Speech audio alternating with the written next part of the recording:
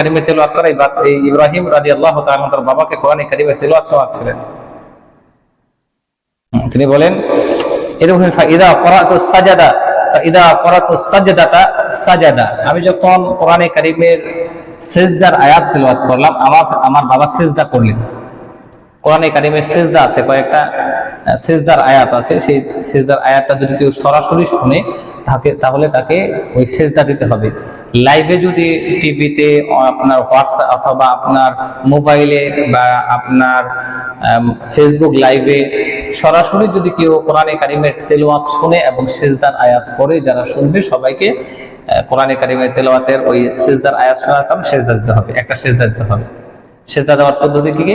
সে দাঁড়িয়ে রুকু একবার সিজদায় ডাইরেক্ট চলে যাবে, আল্লাহু আকবার বলে সিজদায় গিয়ে সুবহান রাব্বিল আ'লা সুবহান রাব্বিল আ'লা তিনবার বলবে, ওঠার সময় আল্লাহু আকবার বলে উঠে চলে যাবে।